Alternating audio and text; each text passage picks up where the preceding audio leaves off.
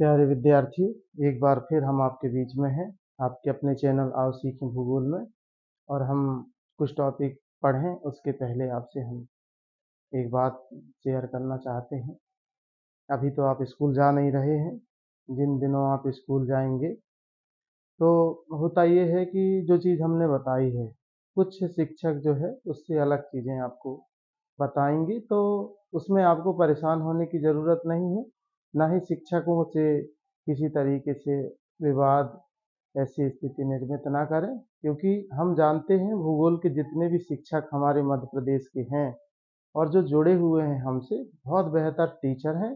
कुछ तो इतने बेहतर हैं, इतने अनुभवशील हैं कि उनसे बहुत सीखने की ज़रूरत है। देखिए, विचारधाराएं अलग अलग होती हैं, लेकिन भाव उसका एक ही होता है। हम जो चीज़ बताते हैं वो चीज़ वो बताते हैं, अलग तरीके से बताते हैं। परेशान होने की ज़रूरत नहीं है। आप तो देखिए, उसको समझिए, उसको इंटरनेट से भी देखिए, पुस्तकों से भी देखिए, और आपको फिर उसमें ऐसा समझ में आएगा कि किसी ने कोई अलग चीज़ नहीं बताई है। बहुत अच्छे तरीके से उनसे पढ़ें। ऐसा नहीं कि हमने साहू सर से पढ़ लिया है तो हम अपने टीचर से ना पढ़ें। आप पढ़िए। यही तो सीखने की एक सीढ़ी है, जिसमें हम बहुत सारी विचारधाराओं से अवगत होते हैं और फिर अपना एक अलग दृष्टिकोण बनाते हैं। ठीक है? तो इसलिए आप परेशान नहीं होंगे और अच्छी तरीके से तैयारी करेंगे, अपने शिक्षकों का सम्मान करेंगे और उनको भी पूरा आदर देंगे और अच्छे तरीके से उनसे पढ़ेंगे। ठीक है? पूरे समर्पित भाव से पढ़िए उनसे भी, और हमसे भी सीखिए। जहाँ से भी ज्ञान मिले सीखना चाहिए, ये तो आप लोगों को पता ही है। अब ये कहना चाह रहा हूँ मैं आप लोगों से कि आप अपनी तैयारी अभी से शुरू कर दें। बार बार इसीलिए हम बोल रहे हैं, क्योंकि फिर आखिरी में आप लोग परेशान हो जाते हो कि हमारी तैयारी नहीं हुई है। इसलिए थोड़ा थोड़ा 15 मिनट, 10 मिनट, आधा घंटे का टाइम रोज दीजिए एक एक विषयों पर, और तो आप लोगों की तैयारी अभी से स्टार्ट हो जाएगी और आप बेहतर तैयारी की ओर आगे बढ़ रहे होंगे। आप ऐसा अनुभव करेंगे कि आपसे बहुत अच्छा बन रहा है।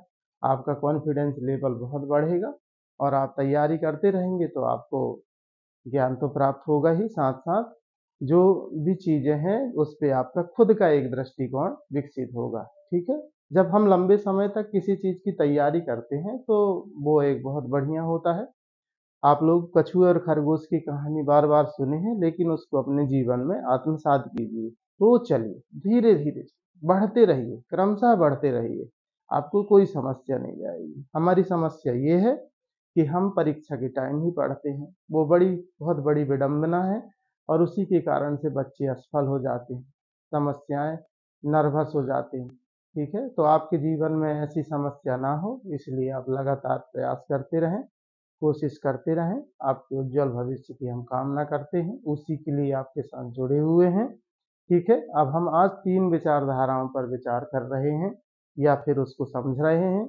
आप लोग हमारे साथ में हैं। अच्छे से तैयारी कीजिए, मुस्कुराइए, खुशहाल रहिए, कोई दिक्कत नहीं होगी। आप हमारे साथ चलते रहें। पूरे साल का समय है हमारी, लगभग फरवरी मार्च में परीक्षाएं होंगी। बहुत अच्छा लंबा समय है। एक एक विषय वस्तु पर हम चर्चा करेंगे। आप पूरे में पूरे अंक लाएंगे। आप पूरी तैयारी कीजिए और पूरी विषय वस्तुओं को समझिए। कहीं से हम किसी चीज को नहीं छोड़ने वाले हैं। ठीक है? इसलिए लगे रहिए। ठीक है? तो हम शुरू करते हैं। आज 3 विचारधाराओं पर हमारी चर्चा होगी। कल्याणपरक मानवतावादी विचारधारा, अमूलवादी या रेडिकल विचारधारा, और तीसरी है कौन सी विचारधारा? व्यवहारवादी विचारधारा। इन 3 विचारधाराओं पर हम चर्चा करेंगे। तो आप सुनते रहिए, आप तैयारी कीजिए। बस आपको इतना ही करना है, सुनना है। पुस्तक या कॉपी आप रख लीजिए, उसमें लिखते भी जाइए, जिससे कभी कोई दिक्कत हो, नेटवर्क इशू हो तो आपको वो बन जाए। डाउनलोड कर लें वीडियो को तो आप देख पाएंगे। ठीक है? विस्मृत होने लगे तो आप एक दो बार देख लें, आपको रटने की ज़रूरत है ही नहीं। आप लगातार प्रयास करेंगे तो आपका बहुत अच्छा प्रयास रहेगा और बहुत अच्छे तरीके से आप सफल होंगे। ठीक है? अब हम बढ़ते हैं विचारधाराओं की तरफ, जो आपके पाठ्यक्रम में है। 3 विचारधारा, कल्याण परक या मानवतावादी विचारधारा। मानवतावादी जो भूगोल है इसके जनक है यूफी तुआन। यूफी, यू, वो यू, ये, हु, तुआन। ठीक है? अब यहाँ पर जो कल्याण परक मानवतावादी विचारधारा है, ये कहती है इसका संबंध सामाजिक कल्याण से। किससे है? समाज में कल्याण होना चाहिए, सामाजिक कल्याण से है, सामाजिक कल्याण से है। इस विचारधारा का संबंध किससे है? सामाजिक कल्याण से है। इसमें ये विचारधारा कहती है कि शिक्षा अच्छी मिले, लोगों को शिक्षा मिले, दूसरी चीज जो है स्वास्थ्य उनका अच्छा रहे, और तीसरी चीज है आवास। ये मुख्य चीजें हैं। अब इनको हम समझते भी हैं। आपको पता है कि शिक्षा इंसान की सोच को मजबूत बनाती है, उसको इस तरीके से जीने की कला सिखाती है कि हम अपना जीवन किस तरीके से जी सकते हैं। तो प्रत्येक व्यक्ति को शिक्षा का अधिकार हमारे भारत में दिया भी गया है, और हर एक व्यक्ति को शिक्षित होना चाहिए। ये सामाजिक कल्याण का सिद्धांत है। स्वास्थ्य की बात कहें, सभी व्यक्ति स्वस्थ रहें, निरोगी रहें, उनको पर्याप्त उपचार मिलता रहे, ठीक है, ये चीज है। आवास तो आप जानते हैं, सभी लोगों को पर्याप्त और बढ़िया तरीके का आवास प्राप्त हो। ये सामाजिक कल्याण की विचारधारा है, जिसमें व्यक्ति के कल्याण की बात की जाती है, ठीक है, कि व्यक्ति सुखी रहे और समाज बिल्कुल खुशहाल रहे। समझ गए होंगे आप लोग। तो लिखेंगे कैसे? समा समा कल्याणपरक या मानवतावादी विचारधारा का संबंध सामाजिक कल्याण से है, जिसमें शिक्षा, स्वास्थ्य एवं आवास पर अधिक जोर दिया जाता, ठीक है, बन जाएगा आप लोगों को। अब दूसरी विचारधारा हम देखते हैं, अमूलवादी या रेडिकल विचारधारा।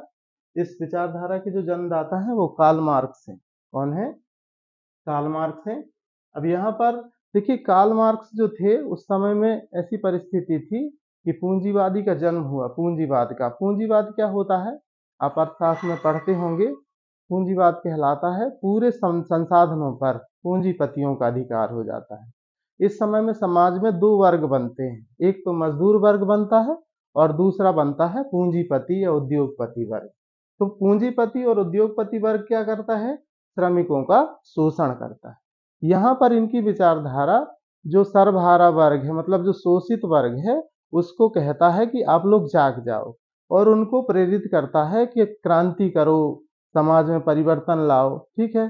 पूंजीवादियों से अपील करता है कि आप जो है वो उनकी बात यह है कि समाज के संसाधनों पर सभी का अधिकार है, और समाज में जो असमानता है वो समाप्त होना चाहिए, ठीक है। तो कार्ल मार्क्स का विचारधारा पूंजीवाद का विरोध करता है, और पूंजीवाद का विरोध करता है, और जो श्रमिक वर्ग हैं उनको प्रेरित करता है कि वो आगे बढ़े, ठीक है। समझ गए होंगे आप लोग। तो पूंजीवाद किसे कहते हैं?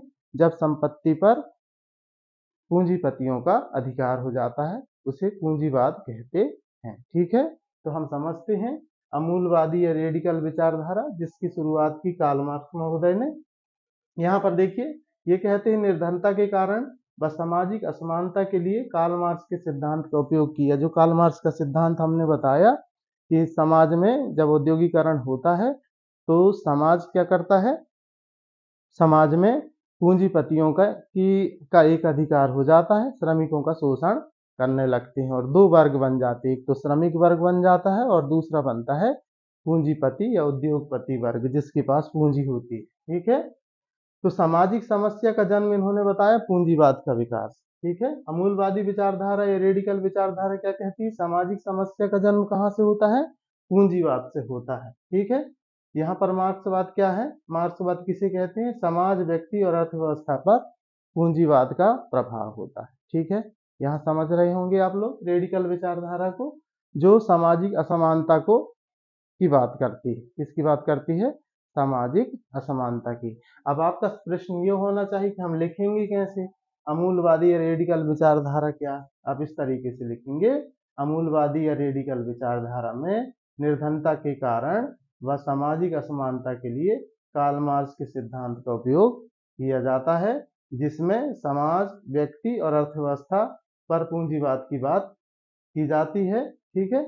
और बताते हैं कि सामाजिक समस्या पर का का कारण है पूंजीवाद का विकास, ठीक है। समझ गए होंगे आप लोग।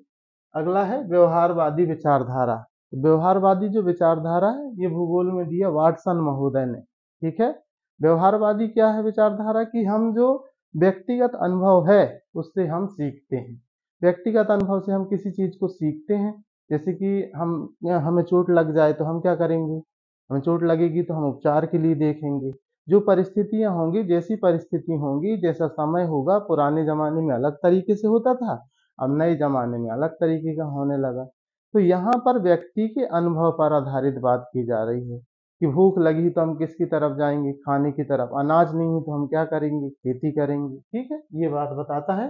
विश्लेषण के विभिन्न भिन्न स्तर पर व्यक्ति के स्थान और पर्यावरण में मानव व्यवहार का अध्ययन करता है कि किस स्थान पर व्यक्ति किस तरीके का मानव व्यवहार करेगा, और व्यक्ति के प्रत्यक्ष अनुभव को इसमें महत्व दिया जाता है कि व्यक्ति का जो प्रत्यक्ष अनुभव है उसको महत्वपूर्ण माना जाता है इस विचारधारा के अंतर। समझ गए होंगे। ये बात हम लोग बहुत दिन से सभी टॉपिकों पर पढ़ रहे हैं। पर्यावरण में मानव व्यवहार का अध्ययन, किसी पर्यावरण पे मानव का व्यवहार कैसा है। जो ठंडे क्षेत्रों में रह रहे हैं वो क्या करते हैं, वो बना लेते हैं एक बर्फ की झोपड़ी। ठीक है, और बर्फ की झोपड़ी बनाने के बाद उसमें छोटा सा छेद रखते हैं जिससे जा सकें वो, और उसके बाद फिर जब वो उसमें अंदर प्रवेश करते हैं तो बर्फ के टुकड़ों से ही उसको बंद कर लेते हैं। अब उनकी जीवन शैली कैसी है, मछलियों को बर्फ जमी होती ऊपर की तरफ में, उसमें छेद करेंगे और छेद करके मछलियों का शिकार करेंगे और खाएंगे। अब जंगलों में जो लोग रहते हैं उनकी जीवन शैली अलग है, पर्वतों में जो लोग रहते हैं उनका जीवन शैली, उनका व्यवहार अलग है, रेगिस्तानी भागों में जो लोग रहते हैं उनका व्यवहार अलग है। कुछ विश्व में ऐसी भी जनजातियां हैं, जैसे अरब में बद्दू हैं, कांगो बेसिन में पिग्मी जनजाति निवास करती है। आप यूट्यूब पर सर्च करके देखिएगा पिग्मी जनजाति, तो आप देखेंगे उनकी जीवन शैली बिल्कुल हमारी जीवन शैली से अभी अलग है। क्यों? क्योंकि वो अभी शिक्षा से दूर हैं, स्वास्थ्य से दूर हैं, है ना। आवास उनको बनाना है नहीं है, आदि मानव की तरह जीवन जी रहे हैं। तो आदि मानव के बारे में हमने पढ़ा है, लेकिन आप अगर देखें तो विश्व के वो बहुत सारे हिस्सों में अभी आदि मानव की तरह लोग जीवन जी रहे हैं। ठीक है, तो यहाँ पर जो व्यवहारवादी विचारधारा ये कहती है कि व्यक्ति के स्थान और पर्यावरण में मानव व्यवहार का अध्ययन किया जाता है, और व्यक्ति के यहाँ पर प्रत्यक्ष अनुभव को महत्व दिया जाता है। ठीक है, आपकी पुस्तक में अलग तरीके की डेफिनेशन दी है, आप उससे परेशान नहीं होंगे। ये तीनों चीज़ों को हमने आपको बताया।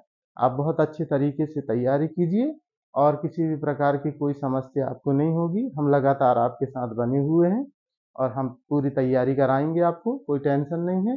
ये तीसरा बिंदु हो गया अपना। पहले टॉपिक में हमने मानव भूगोल के बारे में पढ़ा, का प्रकृतिकरण और प्रकृति का मानवीकरण पढ़ा। उसके बाद दूसरा वीडियो आया, उसमें हमने आपको निश्चयवाद, संभववाद और नवनिश्चयवाद बताया। ये तीसरा वीडियो है। ठीक है, ये तीसरे वीडियो में हमने चर्चा की कल्याण परक विचारधारा, अमूलवादी विचारधारा और व्यवहारवादी। इसमें सबसे महत्वपूर्ण विचारधारा ये है जो कई बार 2 नंबर के क्वेश्चन में पूछती है।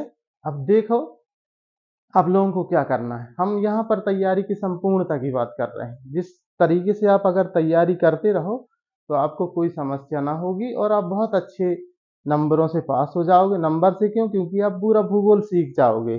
जब 1 साल के बाद निकलोगे तो आपको ऐसा लगेगा कि हमसे पूरा भूगोल, जितनी भी विषय वस्तु थी पाठ्यक्रम में, सभी बनती है। ठीक है, तो ये कॉन्फिडेंस लेके जब आप कॉलेजों में जाओगे तो अलग ही बात रहेगी आपकी। ठीक है, तो सीखिए और अभ्यास करते रहिए, बार बार पढ़ते रहिए, कोई दिक्कत नहीं है ना। हम बार बार बोलते हैं कि रटिए मत, देखिए, समझिए और सीखिए। ठीक है, तो बहुत बहुत धन्यवाद आप लोगों को। फिर मिलते हैं अगले वीडियो में। धन्यवाद।